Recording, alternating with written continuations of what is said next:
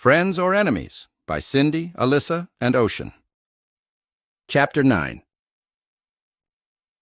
Ocean was awake when Death came to check on her, and she made it clear she wasn't up for certain options.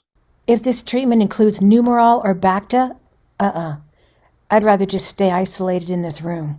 Are you allergic? I don't know. All I know is that when I was on that stupid Star Wars mission, Numerol was mentioned as a painkiller or something. Numerol is not to be confused with the real drug Neuromol, which is a painkiller sometimes needed when more standard over-the-counter pain medications are not working. Numerol was a Star Wars concoction for Miranda and the characters she associated with, especially when she tried to trap Alyssa, Cindy, and Ocean in her Star Wars role-play stories. It's possible she meant to incorporate Neuromol and got some letters mixed up. That would make sense considering how fascinated and fixated she was on the idea of people being stuck in a world of pain. I guarantee Numerol and Bacta will not be part of anyone's treatment here. Bacta was a Star Wars bacterial agent mixed in a clear gel-like fluid. It was used for wound repair. Alyssa's Star Wars sickness was treated with an oral medication called Tuarasol and a tablet of Vortex 3 times a day with every meal. Ocean, Cindy, and Pippi were prescribed the same medications with differing doses.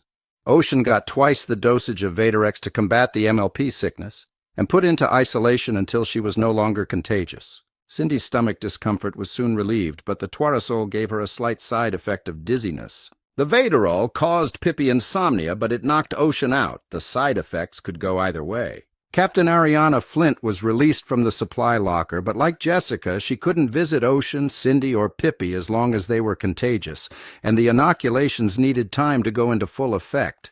While the patients were going through their courses of treatment day by day, Jessica and Death ran the ship in the Vortex.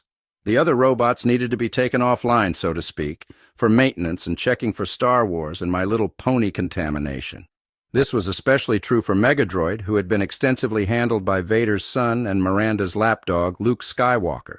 The whole ship had to be cleared of these contaminants, and Jessica and Death were glad their patients were so cooperative and, well, patient. Death was horrified to find a large supply of Bacta in one of the lockers. Not wishing to just toss it out to contaminate anything else in space, she planned to destroy it through intense heat. But first, she took a sample and examined it in the lab. The result was terrifying. Oh my gosh. The sample was full of MLP-1 bacteria and 2 virus, and the Vader 666 virus. Not only that, but several bottles of Numerol, not Neuromol, were found throughout where medical supplies were kept. On the bottles were the description painkiller. But Death did not trust this and tested the Numerol. The Numerol contained a mind-altering substance that was basically a liquid lobotomy. It didn't kill pain. In high doses, it would cause severe brain damage. Another drug was immobilin. Yes, a paralyzing drug. She set about destroying all but one supply of each Star Wars item. Those that were saved were locked away under tight security. Only Jessica and Death would know the code to access them. The decontamination process on the robots needed to be done in stages to make sure none of the steps caused them damage. Death herself was the first droid to begin undergoing the procedure, with Jessica helping her out. The patients improved a little each day, and the robots showed no sign of damage during their decontamination. Captain Flint's mood also improved. Finally, she and Jessica were protected well enough to visit the patients. When Ariana visited Ocean, she said, "So how's the elf today?" Ocean winced and gave Ariana a suspicious look. What kind of question is that? Just a question. So how are you? That depends. I'm not an Albert, you know. I know, and I'm sorry about that comparison, Ocean. I didn't know Albert had planned to terminate the cryodeck passengers. I never got the chance to listen to that log before he threw me out just before he left the ship. I never meant to call you a killer. To Captain Flint's surprise, Ocean beamed, speechless. And you don't need to apologize for calling me Captain Grouch. I deserved it.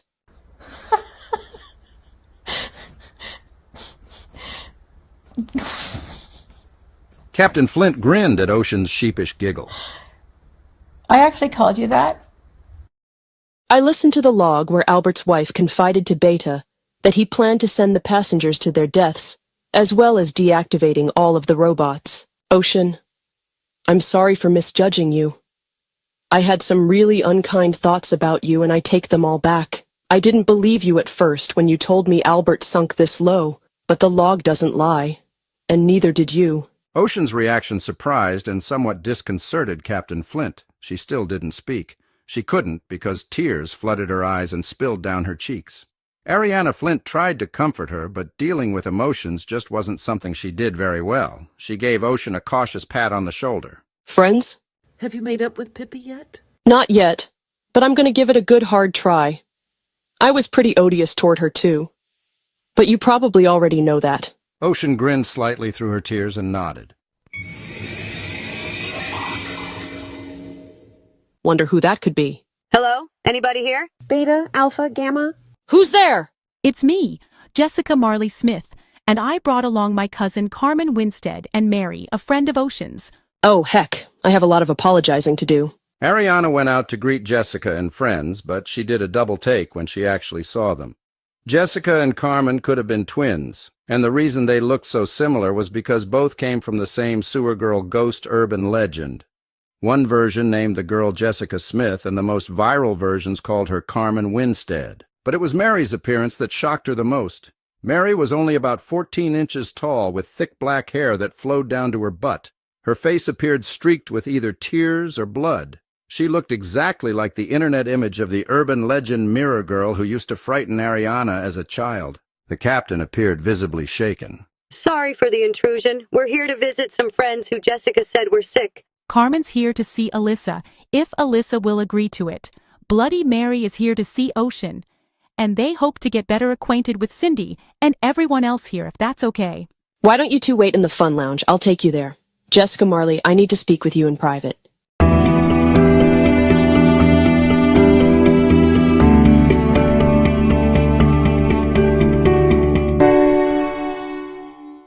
Marley, I need to apologize to you for the way I acted on your last visit. I'm still trying to understand why, but there is simply no excuse for it. Ocean's gonna be fine. She had both Star Wars and MLP sickness, and she has MLP syndrome. She is not contagious anymore, so you can visit her. By the way, how did Carmen know about Alyssa? Pippi contacted me with the news that she and the others were sick. I passed the news on to Carmen, and I accept your apology. Thanks, Marley. I know I don't deserve forgiveness, but I really appreciate it. But how did you end up associating with Bloody Mary of all things?